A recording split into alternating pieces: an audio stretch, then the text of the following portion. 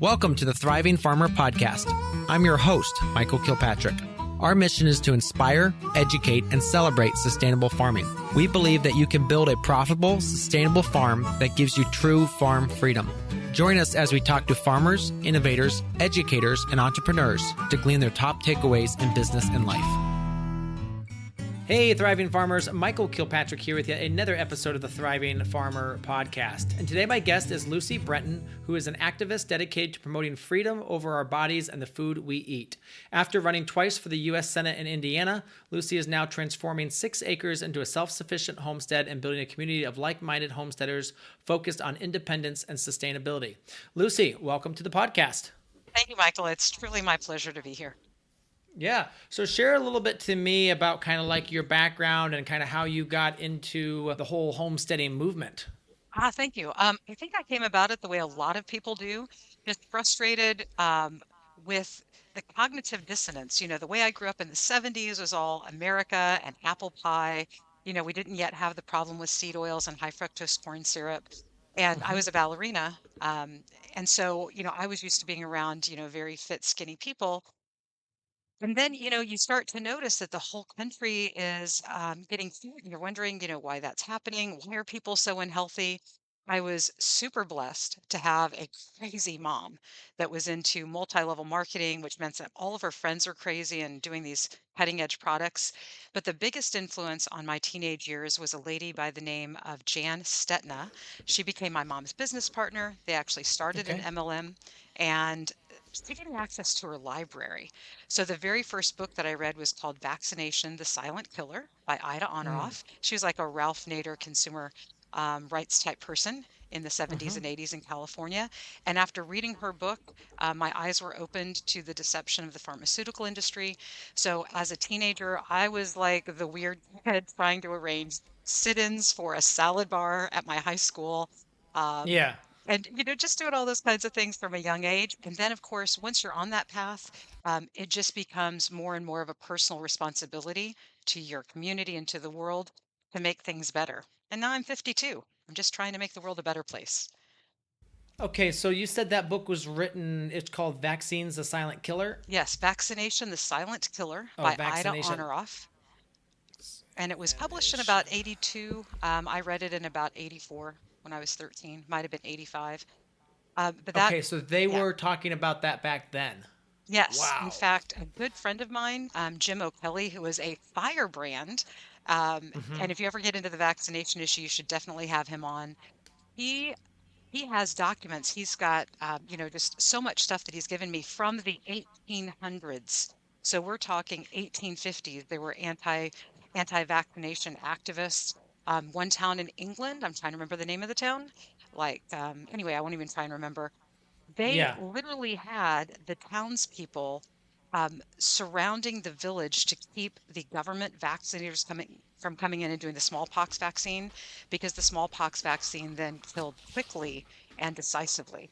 And so this is a town Mm. that mostly escaped smallpox deaths because their townspeople were working to keep the government out. And that was back in the 1800s in England. So this has been a fight against again, for medical freedom, freedom over our own bodies. It's Yeah. insane to me that a group of people think that they can come in and force you to put something in your body. That's crazy to me. Yeah. Yeah, and I mean, obviously, there's a lot of different opinions on this, but I think if we were to just look today at literally a vaccine that they were mandating, which is one of the COVID vaccines, has now been pulled from the market because they know it's that bad, Yes. and they were mandating this. So there's definitely, yeah, there's definitely some things to think about there. But yeah, this is fascinating that I didn't realize that. I really thought this was more recent. The whole vaccine skeptic aspect of this. But yeah, a book from the 77, and then you said all the way back. That's In the fascinating. I'd love to 1800s. do, yeah, 1800s. That would be really cool to see. All right, so let's talk a little bit about, so your career then kind of took a more political aspect. What kind of got you into politics? Absolute total disgust and the need to do something about it. So my like regular career. I've been a mortgage broker since 1996 and always felt very internally conflicted about that. I read a book Mm, called The Unseen Hand by A. Ralph Epperson in about 85, 86. That exposed for me a number of things for the fact that, Lincoln really didn't free the slaves, according to this book. My own Indiana senators, I'm from Indiana, so the Indiana senators at that time were more likely to vote for the South and were therefore put in prison so that they couldn't vote by Lincoln. So I started to really appreciate, history and the people that had come before, and it really spurred me on to do something. I ran for mm, office in about 95 when I just had 2 kids. I now have 10. And that was a very cool experience to be a young person going door to door, advocating for our, city council. And to be on it, of course, I lost. I'm a libertarian. Although I shouldn't say that. We mm. have like 20 elected libertarians just in the state of Indiana. There are hundreds across the country. Yeah. And so I had seen that. But, going from 2 kids to 10 kids and having a career and, going back and forth between public school and private school and homeschool, doing what I could in my suburban backyards, investing in real estate and, trying to, find land. We finally found some, which is why we're here. So the Hmm. journey came to a real sense of, I don't want to say desperation, because I think that's a really bad emotion to operate from, but it came from the drive of what Buckminster Fuller said. Bucky Fuller said, you can't reform the system that you're in. You have to create an entirely new system that's so much better that people flock to it and the old system falls away due to lack of support. So I Mm. thought that by advocating, becoming a United States Senate candidate and being elected by, libertarians in the state of Indiana to represent them, was a good path. And I did that in 2016 and again in 2018. So people can simply Google, or actually go to YouTube's probably easier, and put in Lucy Brenton, United States Senate, Indiana Debate Commission, and they can see, hours of content of me debating the Republicans and the Democrats on these types of issues. So you're a mortgage broker, you're doing that, and then you're also doing the political side of things, and Yes. then you bought some land. Talk to us about when did that happen? Oh my gosh. So one of the benefits of being a real estate investor and mortgage broker is really having an inside track into Hmm. what kind of options are available. I'm going to give you an example. Most people are not aware that FHA, the Federal Housing Administration, has a special program for homes that they foreclosed on to get them back out into the market and to get them sold, and that people who are willing to live in that property are given priority. So homeowners, owner occupants get the first crack at those properties, and the FHA does everything that they can to sell those to owner occupants rather than investors. And so we were able to, and this is the house I'm sitting in, which you Yeah. can't see, but the house that I'm sitting in, we got a tremendously good deal on. Now this was 8 years ago, so the market was different. Yeah, But definitely. $46,000 for a double wide that needed a ton of work. It's on a permanent Yeah. foundation, so it's a great house on 3 acres for 46,000. But it had been through Wow. 2 winters, and anyone who has rehabbed any kind of a manufactured house knows what that means with the OSB Hmm. board and how it swells up. So you're talking to the gal that's been under the crawl space and hooked up plumbing and Hmm. just we had to redo the entire plumbing system. And then the Yeah. second 3 acres came about because we have a neighbor that was sick and tired of mowing her 3 acres, and we needed a place for a tiny house for our daughter. And so she and her husband and 2 sons bought a tiny house. We moved it on to 3 acres. We did a private land contract. A lot of Hmm. people aren't aware, and I got that property for just 25,000 with electrical and water and septic. So what I'm putting Nice. out there is that there are situations that you can find and you need zero money and zero credit Hmm. in order to buy those things. Yes. Okay. So explain to people with the private land contract how that operates. Yeah, so it's different in every state. I'm in Indiana, so I'm a mortgage note state, which is different from a title state and a trust deed state. Those are different. So your mileage may vary in your state. Go to your local real estate investors association, find an attorney who's versed in this, but I already was, so I knew what to do. So in Indiana, it's as simple as my neighbor and I figured out what the terms were going to be, how much I was going to pay, and what the monthly payment and the down was. We came to a meeting of the minds. We took the extra step, and this is funny because it was this is just after COVID started, and everybody's a little bit like weird. So we even, Yeah. like paid somebody to come from the title company and be our notary. So that cost about an extra $200, but I really want it to be official. I wanted it notarized. It is recorded at the, you know, and this is important if you're buying on contract. First of all, if you don't already know how the system works like I do, make sure that you hire a title company to make sure that the title is free of all liens. Somebody could have been in like an auto accident and had a judgment against them, and it may not occur to them that the second parcel that they own somehow is encumbered by a personal judgment. People don't know how that works, but it can. So you said, first of all, you want to make sure that the title is clear. Obviously, there's all kinds of scams, and there's tons of people exposing those, so I won't go into it. But it is incredibly important to make sure that your claim, that your land contract, or contract for deed, as it is often called in other states, is recorded at the county recorder's office for so many different reasons. But one of the main reasons you want to do that is because if you go to seek financing on that property later and you want to prove your on-time payments, you want to prove the amount of equity that you have, that land contract being recorded is going to be recognized as of the recording date. There was lots of fraud in the past where people would just make up land contracts. Like, let's say I'd rented a house from you for 2 years and I needed to show 24 months of history. Well, I could just turn that into a land contract. The mortgage companies would consider it a refinance instead of a purchase. There are different rules there. I wouldn't have to bring money to closing ad infinitum. But the most important Gotcha. thing is making sure the paperwork is done. And people are welcome to contact me. My name is my email address. It's lucy@lucybrenton.com. So, Okay. I still have contacts throughout that industry, and I'm happy to refer people on to people more competent than myself. Gotcha. Okay. And so then with a land contract, it's basically a private deal between you and the landowner, and you're Yes, paying them directly. There's no bank involved. And you can figure out whatever terms you are. So if it's 25,000, maybe you're going to pay them $1,000 a month for 25 months. exactly. Correct? It is exactly Okay. that flexible.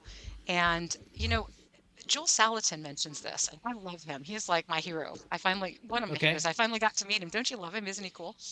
Yes. So one of the things that Joel has talked about that I think it's important, I'm 52. I consider myself really young, even though we just started our homestead and I started offering, plants for sale and that sort of thing. Um, there's a big shift. There is a massive amount of land that needs to get conveyed down to the next generation. And I think some of the biggest obstacles that we're facing are political with folks like, Bill Gates and Warren Buffett and, BlackRock buying up everything they can, not to mention, the Chinese under various shell companies coming in and having their governments buy up near all of our bases. I mean, this is a real issue that the general public is not aware of. That along with the farm bill, I mean, I could talk for hours about all that stuff. But the biggest thing that I've found in real estate investing and finding these deals is it's all about relationships. So if you are still in the suburbs, m- you know, you don't even have to be a quote unquote real estate investor to, go to the local meetings and make some friends and let them know that, hey, if you've got a deal that comes up, put me in the mix. Let me make a bid on it. You don't have to like be a full-time thing. You may do one deal in the next 3 years and it's the house that you live in, and we would still welcome you. There are all kinds of civic type groups that you can join. Um, I think the biggest thing that most people miss if they're in the city is your local county 4-H. I had zero idea growing up, and neither did my parents, that Indianapolis has a 4-H program. So do the outside donut counties. My kids are in 4-H, and it's probably been the biggest gift to our family. The next thing is to look at the extensions at the universities that are in your state. So, Iowa has an amazing extension. I go to the Purdue extensions here in Indiana, and they support our local 4-H's. Those are the people that you need to be networking with and creating friendships with, because at some point you may just lease an acre or two that somebody has, and that may turn into a lifetime relationship. Okay. All right. Are you ready to transform your strawberry growing skills? We want to share our 16 years of experience with growing and profiting from strawberries with you in our free 3-day strawberry workshop. Learn proven techniques for boosting yield and flavor, tips for managing your harvest, and even developing your own U-Pick operation. This workshop is perfect for farmers, homesteaders, and gardeners looking to extend your strawberry growing season and make some money in return. The 3-day online workshop is offered weekly, but register now as it is only available for a few more weeks. Sign up at strawberrysuccess.com. That is strawberrysuccess.com. So then you're networking with these folks, finding out places, and the thing is, because a lot of the public expense, what's listed through real estate agents, is going to be the top. You're paying the top of the top Yes. dollar for land and for access and stuff. So if you can find someone who just wants it gone, tired of mowing it, or maybe it's a part of an estate and they just Yes. want it out of there. Like my neighbor just bought literally the house next door to his house. It was from an estate, so he just purchased right directly from them and never even hit the market.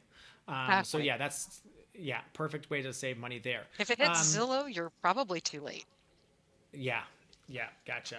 So share a little bit about kind of like in this journey of trying to find your property, was there specific characteristics that you were looking for, or were you just looking for land and land was what you were looking for? Well, can I admit that probably one of the worst characteristics I have is that blindness that some people have, which is you know a lot about a lot of things, but you know too little in the area that you think you know a lot in. So I Mm-hmm. had a bias because I've been investing in real estate for so long, and I'd had my backyard garden. I really thought I was dialed in on the things that I needed for a successful homestead. So when we left our suburb of Fishers, which is like, Mm-hmm. oh man, I miss it. In some days, most days I don't, but Yeah, yeah, yeah. everything is within There's like, convenience there. oh my Yes. gosh, they built an IKEA less than 2 miles from my house. Oh my God. I mean, talk about convenience, and then the Top Golf is across the street. Oh, Yeah. but nothing compares to being able to, you know, pee off the back of your Yeah. porch, right? So, Correct. Yes.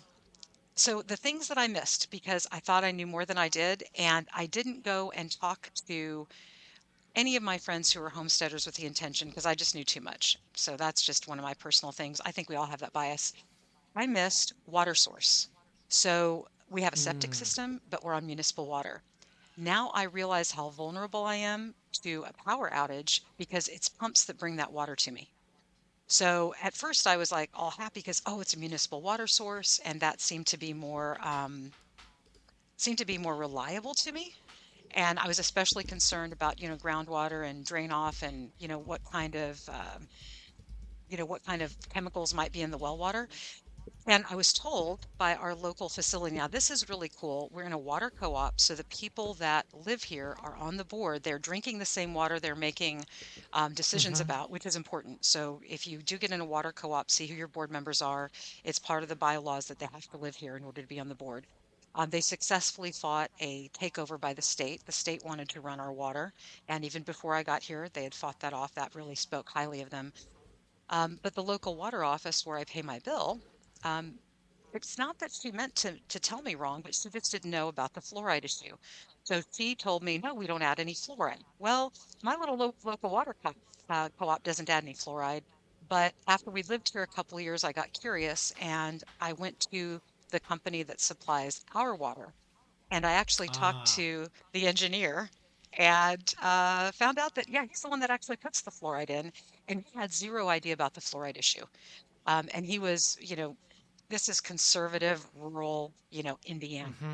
So he was somebody that was definitely concerned about, what the government is doing. And he unwittingly he became one of the poisoners. Now, he wouldn't have expressed it that way, and I'm being a little dramatic, but Yeah. putting Yeah. fluoride in the water is absolutely a poison.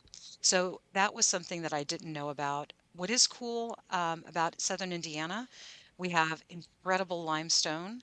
The limestone on the Empire State Building comes from Indiana. If you ever go downtown Indianapolis, we have lots of buildings where you can Mm-hmm. see, the fossils inside the limestone on so many buildings in downtown Indy. It's a great tour. So once you get deep enough, you get some really nice water that comes out of those Mm. limestone caverns. Yeah. So we have reliable water down here, but I just don't have an extra 15 grand to get to it. Drilling wells expensive. Gotcha. Yeah, yeah, yeah. We're actually in the process of, we just leased a new farm and we were going to have, there was a well on it we could use. And so we were like, okay, great. But what we didn't do is we didn't actually go test that. Oh, And we should have. yes. So we just finally got around to testing it, and it's not going to do anything new or we need to. So now I'm starting to get quotes. Yes. I mean, it is. It's an investment. But I mean, we know what we've got into that property. We know kind of the long term return on that will be good. It's just I didn't think we were going to spend another $20,000. Yeah, Um, that's it. So water yeah. is really important as a result. I know you have listeners all over the world, but when I looked at riparian rights, and riparian means your water rights, there's a huge difference in riparian rights east of the Mississippi versus west of the Mississippi. So if you are buying anything west of the Mississippi, you really need to look at the culture of your state, your local laws. In a lot of areas, it's absolutely illegal to catch rainwater, and you would think that God is providing this rainwater to you, but there's a gentleman in Oregon who went to jail for 90 days because he had basin catchments, like holes, shallow holes in his ground. And he'd gotten permits for those 11 years before, and then they changed the laws and still put him in jail for 90 days. So that's important. Um, So wait a minute. He had the catchment systems in place for 11 11 years. They years. changed the laws, and then they threw him in jail because they've caught that he had these Yes. still. Yeah, you can look his case up. It's his Wow. name. I don't know what his name is off the top of my head, but I was shocked, but I wasn't shocked. And that was one of the things about being a politician, even a non-elected person. And I also served as the vice chair of the Libertarian Party for 2 years here. You can affect a lot of change, even if you're not on the quote unquote winning side. I mean, I raised $5,000 for my Senate campaign. That was the minimum to have an FEC filing. And I thought that it was important to raise at least that much to show that, I'm serious about it. But I didn't raise a lot of money. The Republican and the Democrat in 2016, one of which was the former governor of Indiana that I got to debate, Governor Evan Bayh. Between the two, they raised 55 million in 2016. That's for a job that pays 175,000 a year. And in 2018, they raised 90 million. And the guy that won, uh, his name is Mike Braun. So he was the Indiana senator who won that seat for the last 6 years, and he now has the nomination for governor. So, smart businessman. But every time that he was in the now he was in the United States Senate the last 6 years. And before that, he had served in the Indiana Assembly. Every time the man got the chance to raise taxes, he raised taxes. Now, I'm sure he did that because he has smart accountants. He doesn't pay taxes. Little people, only the little people pay taxes, according to Leona Hemsley. And I don't know, his net worth is estimated between 50 and $90 million, just his personal individual net Yeah. worth. He owns, I don't know, 100,000 million acres, who knows what. He's got the logging, he's got all kinds of business interests. Yeah. And so this is what you're up against. My campaign funds were probably a rounding error on their t-shirts. Yeah. So it has to be about the love. It has to be about the willingness to stand up and say, maybe you consider this a waste of time, but to me, it is never a waste of time to stand up for individual liberty. Yeah, because I was going to bring that up. Again, I would say I would align pretty closely with a lot of what libertarians offer, but I mean, they just can't get themselves. They can't get a solid candidate together to get on the national stage to really push it out there. I mean, yes, they've got a candidate, but he's not going to show up at the debates. To me, I mean, you've got the best chance. The person right now is going to be obviously RFK, and who actually spoke at your convention. And I know Yes. obviously you Oh, guys don't. that was a Yeah, storm. That was a storm. I know it was. Because I mean, the problem is with the libertarians is you're also independent, that you can't agree on anything. Yeah, So there is a wide spectrum of independent opinions in the Libertarian Party. I have 10 children, so you would rightly guess yeah, that I'm very much a pro-life libertarian. yeah, But we're very divided on that issue. Now, I'm going to push back for you just a little bit okay, on the lack of viable candidates or candidates who are serious. Because in 2016, our candidates were both actually former Republican governors who turned to the Libertarian side. So Gary yeah, Johnson did an incredible job yeah, as governor of New Mexico. And I yeah, loved him too because he raced bicycles and he was a cyclist, and I raced bicycles when I was a teenager. But nobody liked his running mate because his running mate was Bill Weld. And Bill Weld is the kind of old money that if you start arguing about how rich your family is, then you would say, if you were Bill Weld's family, you would say, well, we actually sent our servants ahead of us to land in Concord so that our home would be ready when we got there in the 1700s. We're talking super duper rich old money. And he was the yeah. guy that gave Massachusetts their version of Obamacare. So Massachusetts, whatever. And he's famous for being, let's just say his opinion on gun rights are not the same as mine. Gotcha. Okay. And so that caused a real storm and division among libertarians in 2016. And So how did he pick that running mate knowing that it was going to, in essence, turn a lot of people off? oh my gosh, well, in 2016, and I was there at the national convention because Mm-hmm. I was a Senate candidate that was federal, and I thought it was important that I meet all the other people. We actually had John McAfee as one of our presidential candidates, and Okay. that's who I voted for.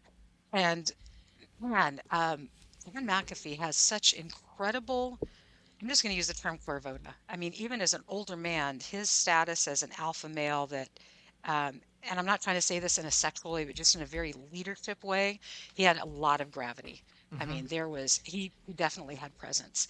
And Gary Johnson's a lot of fun. He's a super sharp dude. He's way more, I don't smoke or drink anything. He was way into the cannabis issue. That was like one of the things, which is great. We can talk about cannabis and hemp. That's important. I'm Mm-hmm. not a hater. I'm just not a user. Mm-hmm. I use hemp and CBD products, though, full Yeah. disclosure. So it was basically, and I am not exaggerating, it was basically Gary Johnson pleading and begging the delegates for Bill Weld. There were so many better candidates. Mm. I'm trying to remember off the top of my head. He's my friend on Facebook, and I'm so embarrassed I can't remember his name right off the top of my head. One of our vice presidential candidates is a Muslim gentleman. So I think he's from Tennessee, and then he converted and became a Muslim. Wonderful family, 8 kids, high quality individual. I would have loved to have had him. I got to speak to him and his wife both. There is a lot of liberty. There are Muslims for liberty, and there's a lot of liberty-minded people that are Muslim. You'd be very surprised. It's not all Sharia law and all that kind of thing. Um, Jed, I forget what his last name Yeah. is, and yeah, but he was McAfee's vice presidential running mate. So we had the opportunity to really elect a more powerful team, but there was some subterfuge, and I'm going to call her out. And her name is escaping me at the moment. She was one of the female vice presidential candidates. Austin Peterson, who's since gone back to the Republican Party. He's a good force to be reckoned with. Um, but she threw there was like an agreement among the vice presidential candidates of who they would promote, like, hey, if I'm not going to win, you should vote for. Mm-hmm. And Yeah. she turned around and gave an impassioned speech on behalf of Bill Weld. So anyway, that's just kind of like some insider trading on the Yeah. libertarian ticket. But you're right, there's a huge rift in the Libertarian Party right now, Because I and I'm think sticking around. if you were to interview 90% of the people out there, most of the people out there do not want the amount of government involvement they have. They Right. want more freedoms. They want the government just to get out of their life. We talk to them every day when they shop our store, because we do operate as a private membership association, and when people finally hear about that, they're like, "Oh my gosh, yeah, that's awesome." So yeah, people, but the problem is they're stuck too much with the entrenched parties of the us Yes. versus them, and it's just really sad to see that how that works. That is an excellent analysis. I would offer the idea that there are a lot of people who have been scared away from voting, not just libertarian, but any third party or independent candidate, because we get a lot of propaganda. And of course, that propaganda I mean, it's begun even before we get to school. The entire school system is set up, as Mm-hmm. you know, under the Prussian system to create, Mm-hmm. drones, basically, employees, somebody who is used, right? Mm-hmm. An employer Mm-hmm. is somebody who uses something, and an employee is somebody who gets used. So I just, consumer, employee, even the language shapes what we think. Mm-hmm. We go to work through the week, WEAK, it makes us weak. The weekend, we're weak at the end of the week. Most people just see the weekend as a way to recover. I mean, this is so in depth, we can't Yeah. even go into it here. Um, but on that political side, it's constantly, you better vote red because if you don't, the blue guys will get in, and you better Mm-hmm. vote blue because if not, the red guys will get in, and you don't want that to happen. And probably the best orator and explainer of this I've ever heard in my entire life is my good friend Andrew Horning. So he's written a couple of books. Yeah. One you can get on Amazon called Relighting the Torch. He is the current Senate candidate. I didn't run this year, but he's the current Senate candidate in Indiana. And he is one of the smartest, most eloquent people, especially in written form, that you will ever find on the subject of liberty.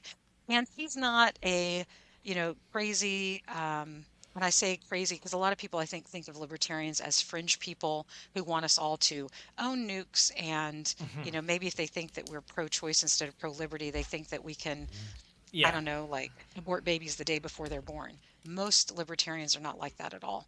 But I would encourage you to check out Andrew Horning's writings because he's just so darn smart. Absolutely.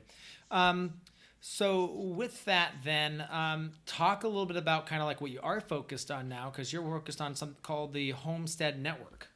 Yes, and people can get me at Lucy at homesteadnetwork.net. So my current initiative, and I expect this to be, my life's work, is to bring homesteaders together, regardless of, politics, just in a very pragmatic sense of how can we make the world a better place? And we're going to disagree on how we get there, but how do we find each other? So if you go to homesteadnetwork.net, you can sign up for the newsletter. If you're an advertiser or something like that, like if you're a business owner, you can get like a free listing, that sort of thing. But I'm really trying to give almost like an all-in-one place to go. So if I pick up and move to Montana, I want to know that there are some people there that I can immediately network with. The relationships are the most important thing that we have as an asset.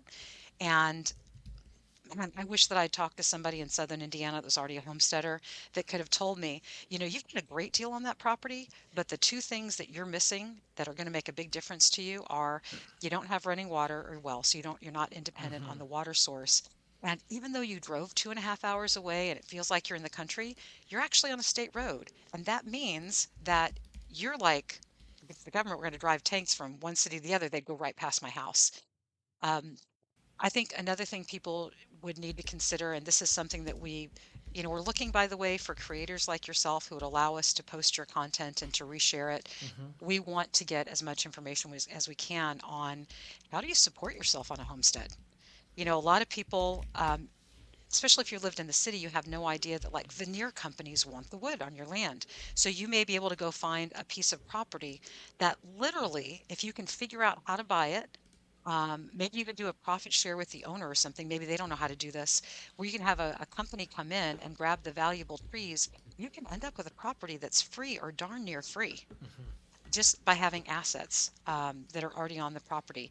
In my case, I've been a plant lady for a long time, backyard gardens, making my own tinctures and herbal salves, and just doing that for my family. A way to impact the community in a bigger way for me was to just set up shop. So now people drive by and they stop and I sell them plants, and we're going to start having just free classes. Like come out and stand here while I share with you. You're going to follow me around the property where I've got lamb's quarter and lamb's ear and all the other things that I'm planting as a demonstrator garden that will become more valuable for community education over the next couple of years. I'm working with pastors, and this is something that I want people to think about because it's definitely a privilege to be out in the country. More people could do this if if you need help, contact me, Lucy at lucybrenton.com. But um, I feel a tremendous sense of responsibility. And for those who are believers in Creator God, however you decide to call him, I don't care. Or, there really shouldn't be a him, right? Because it says that God is, you know, we must worship him in spirit and truth because he's a spirit. So I don't think he actually has like genitals. That's such like a he, she thing. But I believe the responsibility has been placed upon my heart to help with food security in the cities. And so one of the ways that I'm doing that is by just talking to local pastors and assistant pastors in the city that I came from. That's where I feel most responsible and, my ministry or whatever has been laid. And I'm propagating plants that are medicinal, that have, food value. And then we take a grouping of these plants, what do they say? Two is one and one is none if you're a prepper.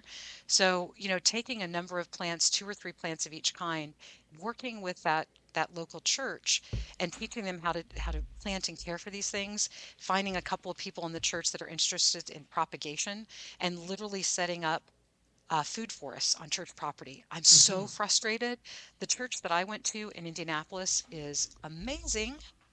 It's Horizon Christian Church. The pastor there, Pastor Bill, I don't think that they've changed in the last 5 years. I'm sure Pastor Bill is still there. He was a businessman that God got a hold of. And like he moved to Indiana from California, he's super, super smart, very business savvy. And when he came here and planted the church, he bought an old Boy Scout camp, like 90 acres. Yeah. So our outdoor church was taking the kids to, climb the rock wall and do the zip line. Like, what kid wouldn't go to church and get baptized in the outdoor swimming pool? Yeah. So, there are churches that have substantial financial assets, and they could be using them to create food security independent of the system. Harry Kissinger said, you can control entire countries with resources like oil, but you can control individual people with food. That is the battle that I'm fighting now. And what I feel like I'm supposed to do, and therefore I'm living it, is create food independence. If people are starving, they will do anything. They will put on anybody's uniform and come literally stab you to death if it means that their own children are going to eat. So how can we create that new system and the old system just falls away? That's the goal. That's the bottom line. Gotcha. Very cool. And folks, they can go to what website to find out more information about what you're doing? Number of websites. They can contact me through my personal website, lucybrenton.com, be like baby, Renton, lucybrenton.com. They can sign up for free at homesteadnetwork.net. Okay. And this is where we're, just creating mutual aid across the country and across the globe. That's the easiest way to get in contact with me is just hit me up at lucy@lucybrenton.com or lucy@homesteadnetwork.net. And I might have said homesteadnetwork.com. I'm actually trying to buy that Yes. for it. So it's homesteadnetwork.net. Okay. Yeah. Very cool. Well, yes, homesteadnetwork.net is where it's at. Thank you, Lucy, so much for coming on today. Appreciate your time. Hey, thank you. This has been an amazing experience, Michael. Have a great day. So there you have it, another episode in the books. So I'd love if you would hop on over to iTunes and leave us a rating and a review. Those mean everything to us. We love to hear what you're thinking. If you have a podcast guest that you can recommend, please pop on over to the Thriving Farmer Podcast website and leave us a review. That's thrivingfarmerpodcast.com.